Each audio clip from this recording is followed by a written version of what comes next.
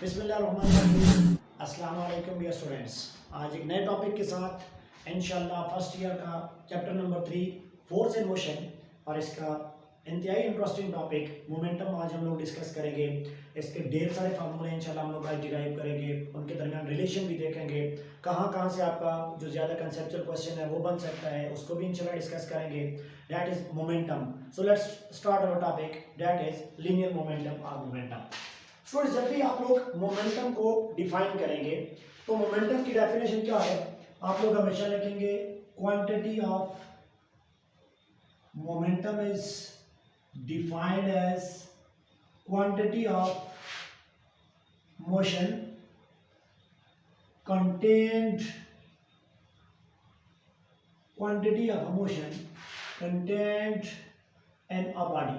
That is a simple definition कि body के अंदर जो उस मोशन की मिकदार होगी, जो क्वांटिटी होगी, that is known as a momentum. But you have to define it physically. आप लोगों ने मोमेंटम को फिजिकली डिफाइन करना है और फिजिकली डिफाइन करने के लिए सपोज करें कि यहाँ पे आपके पास कोई बॉल है। Let us consider we have a ball. आपके पास कोई टेनिस बॉल है and it is moving with a downward. वो डाउनवर्ड मूव हो रही है। इस बॉल का कोई मास m है and moving with the velocity v। अब इसी चीज को the body has the two things, the most important two thing, the product of mass in velocity, that is known as the linear momentum and that is known as the momentum in simple form. So जब आप लोग momentum को physically define करेंगे, अब मैं momentum को define कर रहा हूं physically. Whenever the momentum will be defined as a physically, तो आप लोग क्या कहेंगे? आप लोग कहेंगे product of, you can define as product of mass that is m and velocity of a body is called momentum. So in this way you can define the momentum in this way, that a product of mass and velocity. और अगर आप लोग यहाँ पे इसके product को लिखना चाहें, momentum is always represented by p और ये क्या हो जाएगा? Product of mass and the velocity, that is known as momentum. So जब भी स्टूडेंट्स आप लोगों से कोई पूछे मोमेंटम क्या है, तो आप लोग वहां पे क्लियरली उसको बता दें product of mass and velocity. इसको आप लोग क्या कहते होते हैं? That is known as momentum. Further proceed अगर करें तो यहाँ से अगर आप लोग देखें इस मोमेंटम की जो आपके पास यूनिट आ रही है, ऐसा यूनिट अगर आप लोग लिखें तो यूनिट आपके पास क्या आ रही है? Unit of mass is kilogram and unit of velocity is metre per second. So kilogram metre per second is its first unit. लेकिन अगर आप लोग इस इक्वेशन को लिखें तो आप लोग देखें मैं एक और यूनिट भी इसकी डिराइव कर सकता हूं। आपको पता है कि एज p इक्वल टू किसके बराबर है? यहाँ पे देखें p इक्वल टू mv के बराबर है। इसको मैं फर्दर अगर डिस्कस करना चाहूँ तो मैं इसको कुछ इस तरीके से भी लिख सकता हूँ। कंसंट्रेशन रखना है स्टूडेंट्स, p इक्वल टू मैं यहाँ पे लिख सकता हूँ m और देखिए लेट्स सपोज करें v है। अब मैं यहाँ पे क्या करता हूँ? डिवाइड बाय टाइम भी करता हूँ एंड मल्टीप्लाई बाय टाइम भी करता हूँ। लेट अस कंसीडर दैट इस वैल्यू को मैं मल्टीप्लाई भी टाइम के साथ कर रहा हूँ और डिवाइड भी टाइम के साथ कर रहा हूँ। तो अब ये इक्वेशन मेरे पास क्या बन जाएगी? ये इक्वेशन मेरे पास बन जाएगी p equal to m। What is this value जो आपके पास लिखा हुआ है v बाई टी? ये देखिए यहाँ पे स्टूडेंट्स आप लोग देखें जो आपके पास ये v बाई टी वैल्यू बन रही है, that is acceleration. So you can write it acceleration and to आपके पास क्या आ जाएगा? टाइम। और अगर आप लोग इसको फर्दर प्रोसीड करें तो आपके पास क्या बन जाएगा? This will give you the value of momentum equal to m is the force into the time, the product of force in the time is called momentum. और अगर यहां से मैं इसकी यूनिट निकालना चाहूं तो इसकी अनदर यूनिट क्या आ जाएगी आपके पास? फोर्स इज ऐसा यूनिट न्यूटन और टाइम की ऐसी यूनिट क्या होती है? Second. So another unit of the momentum is newton second. So आप लोगों ने अब तक जो इसकी दोनों यूनिट पढ़ी है वो आपके पास पहली यूनिट है किलोग्राम मीटर पर सेकंड और आप लोग यहाँ पे लिख सकते हैं अदर यूनिट आपके पास क्या है? That is newton second. So ये मोमेंटम आप लोग इस तरीके से यहाँ पे भी डिस्कस कर सकते हैं।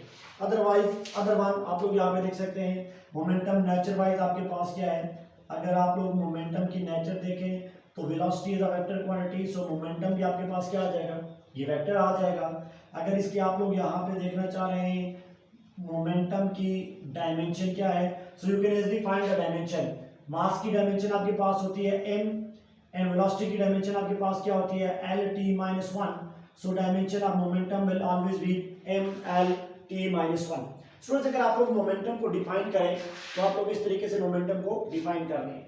अब हम लोग जाते हैं मोमेंटम की अदर रिलेशन की तरफ कि मोमेंटम की दूसरी इंपॉर्टेंट रिलेशन आपके पास कौन कौन सी हो सकती है जिनको आप लोग अच्छे तरीके से डिफाइन भी कर सकते हो। एज याद रखिए स्टूडेंट, अब सबसे पहले हम लोग यहां पर डिस्कस कर रहे हैं रिलेशन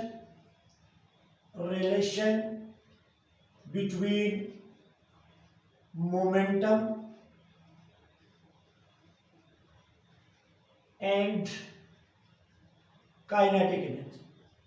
तो सबसे पहले हम लोग यहाँ पे देखेंगे मोमेंटम और काइनेटिक एनर्जी के दरमियान हमारा जो रिलेशन है वो क्या बनता है, और फिर यहाँ से कुछ क्वेश्चन भी आ रहे होते हैं। तो आप लोग जब देखें, आपको खुद पता है कि एज काइनेटिक एनर्जी किसके बराबर होती है, काइनेटिक एनर्जी होती है आपके पास हाफ एम वी स्क्वायर की।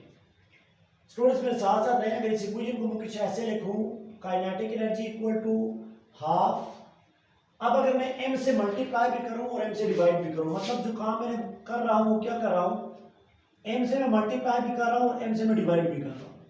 Multiplying and divide by m, तो ये वैल्यू क्या बन जाएगी, देखिए m और एक बार मल्टीप्लाई में कर रहा हूं m से, और v स्क्वायर अपनी जगह, और डिवाइड भी मैं किससे कर रहा हूं, m से। बात तो वही है, देखिए इस ये m से कैंसिल हो जाएगा तो आपके पास वही चीज बन जाएगी।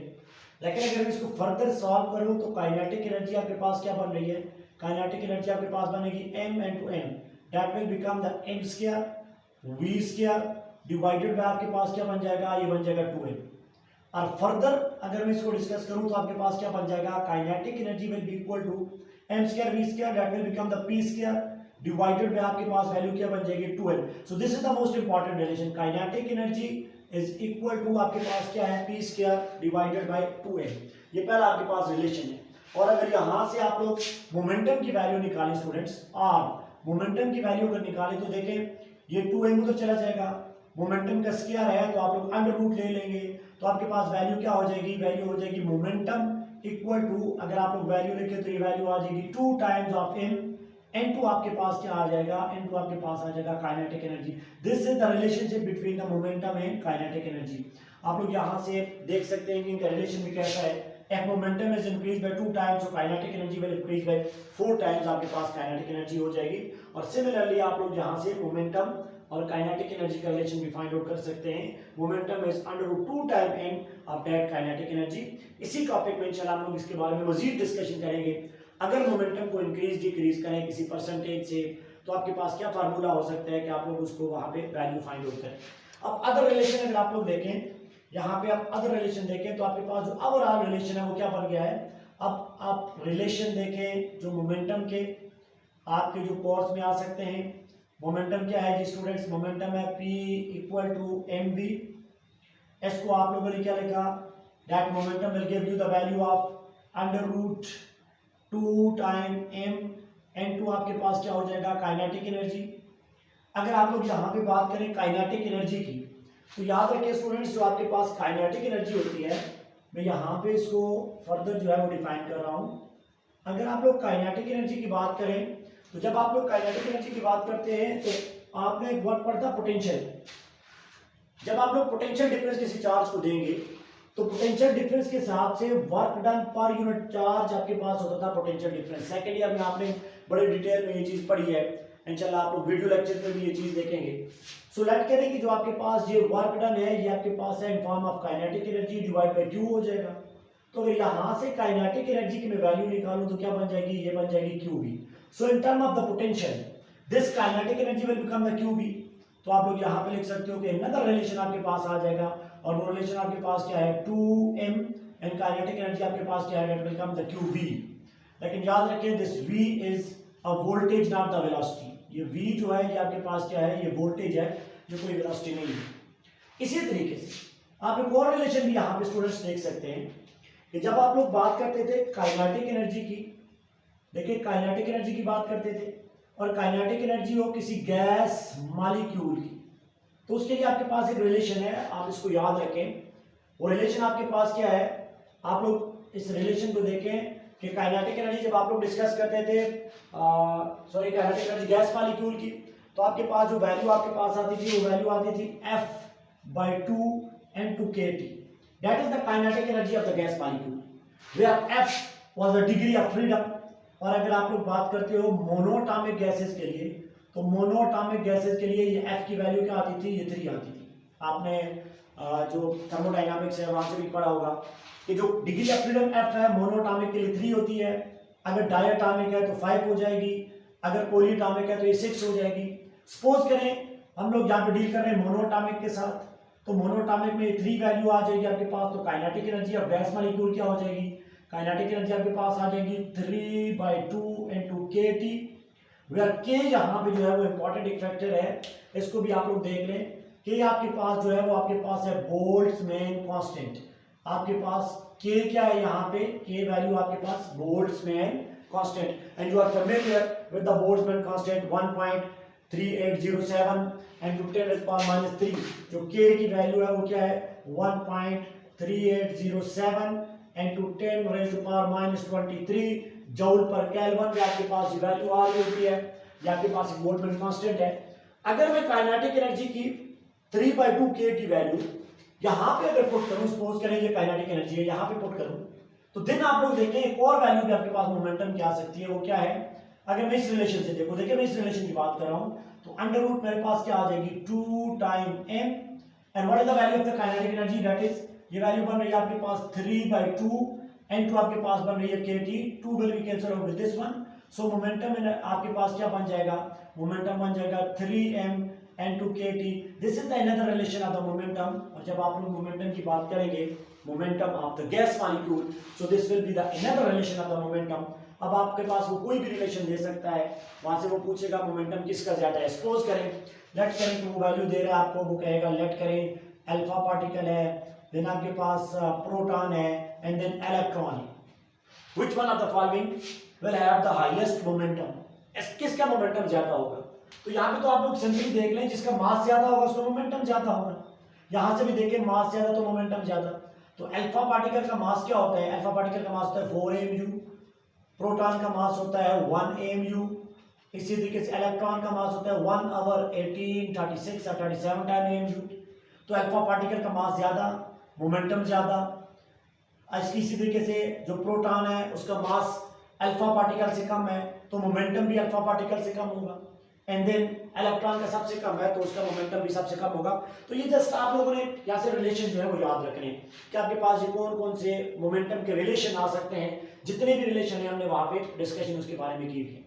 अब आ जाए स्टूडेंट्स, तो हम लोग जो क्वेश्चन आपको एमडी कैट वगैरह में देता होता है, वो क्वेश्चन आपको देगा काइनेटिक एनर्जी और मोमेंटम के बारे में, कि काइनेटिक एनर्जी और मोमेंटम के दरमियान जो बेसिकली रिलेशन है वो आप लोग कैसे फाइंड आउट कर सकते हैं कि if the kinetic energy is increase bye 2 time, momentum क्या होगा, और if the momentum is increase bye 2 time तो फिर आपके पास काइनेटिक एनर्जी क्या होगी। तो ये चीजें आप लोगों ने बड़ी डिटेल में देखनी है। इसके लिए हम एक शॉर्ट टेक्स्ट भी करने जा रहे हैं, उस शॉर्ट टेक्स्ट हम इंशाल्लाह जो है वो आपको ये चीज क्लियर करवा देंगे। स्टूडेंट्स याद रखें, अगर कुछ ऐसा क्वेश्चन दे दे कि वो कहे, देखिए पार्ट नंबर में ए लिख रहा हूं, वो कहे if momentum P is increased bye, momentum P क्या कर रहा है, इंक्रीज कर रहा है बाय कोई x% है, तो कह रहा है let's suppose momentum is increase bye x%, 200% हो सकता है, 100% हो सकता है, 50% हो सकता है। तो वो पूछेगा बताएं कि आपके पास इस रेशो से काइनेटिक एनर्जी क्या हो जाएगी इफ मोमेंटम इज इंक्रीज। तो आप लोग याद रखें, if momentum is increase by वाला मैंने वर्ड यूज किया हुआ है, बाय x%, देन काइनेटिक एनर्जी आपके पास क्या हो जाएगा, percentage increase in kinetic energy. आप लोग हमेशा फार्मूला लगा लेंगे, और वो फार्मूला क्या हो जाएगा, percentage increase in kinetic energy, that will become percentage, वो आपके पास वैल्यू क्या आ जाएगी, आप लोग डायरेक्ट लिख लें 2p प्लस आपके पास क्या हो जाएगा, ये आ जाएगा p²/100। So this is your short tricks. आप लोग वैल्यू किसकी दे रहा है स्टूडेंट्स, वैल्यू वो दे रहा है आपके पास, कह रहा है कि मोमेंटम इज इंक्रीज बाय 100% और बाय 200%, और आपने वहां पे फाइंड आउट करेंगे काइनेटिक एनर्जी। तो जब काइनेटिक एनर्जी फाइंड आउट करेंगे तो डायरेक्ट आप लोग ये फार्मूला लगा देंगे। मिसाल के तौर पर सपोज करें कि आपको वो कह रहा है, लेट कह रहा है ऑप्शन नंबर ए में, लेट करें जो मोमेंटम है उसको वो इंक्रीज कर रहा है 200%, और वो पूछ रहा है काइनेटिक एनर्जी की वैल्यू बता दें। अब ये सिंपल आपके पास है, when the momentum of a body is increased by 200%, what will be the value of its kinetic energy? तो यहाँ पे आप लोग फार्मूला पुट करें तो फार्मूला क्या आ जाएगा, देखें फार्मूला आपके पास आ जाएगा percentage increase in kinetic energy, both are directly related. तो आपके पास क्या आ जाएगा 2 into P की वैल्यू आपने क्या लिखनी है, P is 200 प्लस आपके पास 200 की वैल्यू आ जाएगी, तो उसकी जब स्क्वायर लेंगे 200 का तो ये आ जाएगी 4000। अब और आपके पास क्या आ जाएगा 100, ये 20 से कैंसिल हो जाएंगे, ये वैल्यू आपके पास बनेगी 400 प्लस आपके पास बनेगी 400, दैट विल बिकम्स 800%। आपके पास क्या आ जाएगा, ये काइनेटिक एनर्जी आपकी क्या हो जाएगी, इंक्रीज हो जाएगी। तो स्टूडेंट्स ये एक शॉर्ट ट्रिक्स है, इस शॉर्ट ट्रिक्स को आप लोगों ने याद रखना है कि जब मोमेंटम को वो इंक्रीज कर रहा है, लेट्स सपोज करें तो काइनेटिक एनर्जी क्या होगी। सेम केस आपके पास होगा व्हेन मोमेंटम इज डिक्रीज्ड। अब जहां पे इंक्रीज की बात किया तो लेट्स सपोज करें वो बात कर रहा है डिक्रीज की। व्हेन मोमेंटम इज डिक्रीज तो जो प्लस है इसके साथ आप लोग क्या लिख लेंगे, यहां पे आपके पास लिख लेंगे minus. So plus will always show the increase in value और माइनस आपको क्या बता रहा है, माइनस आपको बता रहा है कि वैल्यू आपके पास किस रेशियो से डिक्रीज हो जाएगी। ये तब आप लोग लिखेंगे जब वो मोमेंटम को इंक्रीज या डिक्रीज करेंगे। इसी तरीके से पॉइंट नंबर 2 के अंदर आप लोग देखें, पॉइंट नंबर 2 आपके पास है, अगर वो कह रहा है if kinetic energy is increased, kinetic energy को वो इंक्रीज कर रहा है बाय x%, कोई भी हो सकता है, इंक्रीज्ड बाय x%, तो वो पूछेगा कि momentum then the percentage increase in momentum जो आपके पास आएगा, परसेंटेज इंक्रीज इन मोमेंटम। अब ये चीज पूछ रहा है, यहां पे उसने वैल्यू गिवन की थी मोमेंटम की और पूछ रहा था काइनेटिक एनर्जी, यहां पे गिवन की है काइनेटिक एनर्जी और पूछ रहा है मोमेंटम।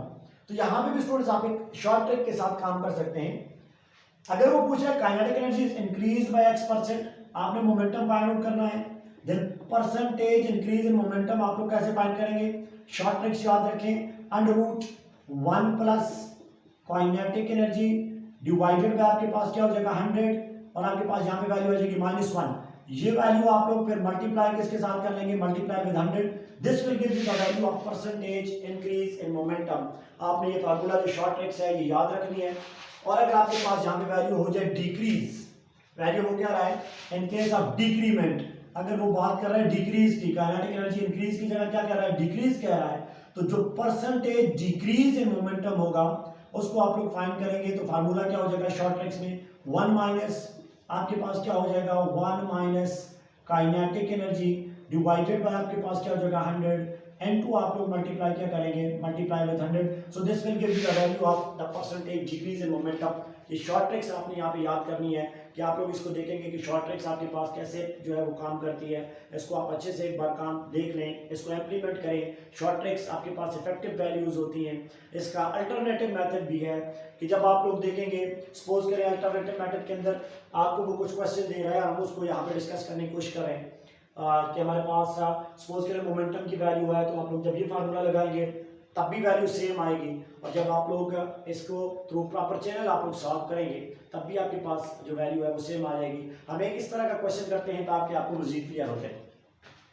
आई थिंक आपको यहाँ तक कुछ ना कुछ क्लियर हुआ होगा।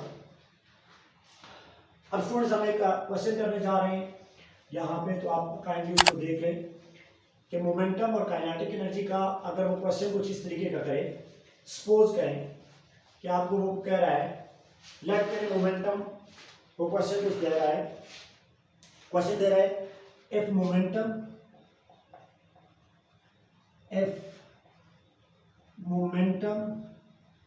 Of a body is increased by 200%,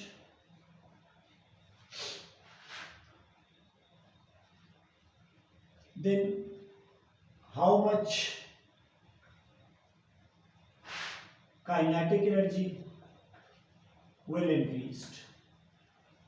तो ये आपके पास एक क्वेश्चन है स्टूडेंट्स, आप हम इसको फार्मूले से भी सॉल्व करेंगे और एक ट्रिक्स भी देखेंगे। तो आप अगर पहले ट्रिक्स लगाएं तो लेट्स सपोज करें मैं सॉल्यूशन के अंदर, तो मैं यहाँ पे ट्रिक्स से पहले सॉल्व करना चाह रहा हूँ। तो ट्रिक्स लगाएंगे तो क्या कह रहा है, if momentum of a body is increased by 200%, तो देखिए momentum of a body increase by 200% है, तो ये चीज हमने यहाँ पे की हुई है। तो आप लोग जब वैल्यू फाइंड आउट करेंगे तो आपके पास वैल्यू क्या है वैल्यू आपके पास आ जाएगी, percentage increase in kinetic energy will B, ये आ जाएगा 2p plus P square divided by 100। तो आप लोगों ने ये वाला क्वेश्चन बिल्कुल एग्जैक्टली यहाँ पे किया हुआ है। तो ये वैल्यू आपको क्या दे रही है, ये वैल्यू दे रही है आपके पास 800% आपके पास वैल्यू आ रही है। This is from the short tricks. इसका सेकंड मेथड भी है स्टूडेंट्स, अगर आप लोग उसको उस पे जाएं, जो सेकंड मेथड है वो आपके पास क्या हो जाएगा, उसको आप लोगों ने समझना है। जब भी वर्ड यूज हो बाय, तो देखिए momentum of a body is increase bye 200%। तो जब बाय की वर्ड यूज हो तो जो नया मोमेंटम आपके पास आएगा वो क्या करेगा, किसी भी initial momentum that is the momentum p, इससे इंक्रीज हो रहा है 200% of that p। Initial momentum आपका क्या था, p था, तो आप मोमेंटम को इंक्रीज कर रहा है कितना, 200%। मतलब जब वर्ड यूज करें बाय, तो इनिशियल में आपने 200% को ऐड कर लेना है।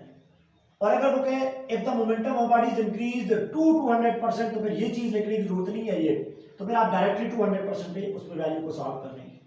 तो अब अगर आप इसको सॉल्व करें तो जो मोमेंटम नया बनेगा वो क्या बनेगा, p प्लस 200% को अगर आप लोग करें डिवाइडेड में आप लोग 100 कर लेंगे, तो आप लोग यहाँ पे इसको कैंसिल कर लेंगे, तो ये आपके पास क्या बनेगा, p बन जाएगा।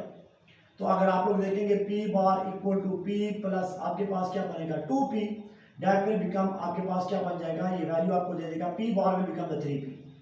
अब हमने फाइंड क्या करना है, हमने फाइंड करना है स्टूडेंट्स काइनेटिक एनर्जी। तो काइनेटिक एनर्जी का आप लोग रिलेशन देख लें कि काइनेटिक एनर्जी और मोमेंटम का रिलेशन क्या चीज है। तो आपने यहाँ पे देखा था kinetic energy p square by 2 है, तो आप लोग लगा लें जो काइनेटिक एनर्जी बार बनेगी वो क्या बनेगी, वो बनेगी आपके पास p स्क्वायर डिवाइडेड बाय 2 है। बट p स्क्वायर की वैल्यू क्या है, p आपके पास जो p बार है, p बार का स्क्वायर हो जाएगा दैट इज 3p। तो kinetic energy will be equal to, ये हो जाएगा 3p का स्क्वायर डिवाइडेड बाय वैल्यू हो जाएगी 2m। Kinetic energy bar will be equal to 3 का स्क्वायर हो जाएगा 9p square divided by 2m। तो काइनेटिक एनर्जी आपके पास क्या बन जाएगी, ये बन जाएगी 9 times of its kinetic energy.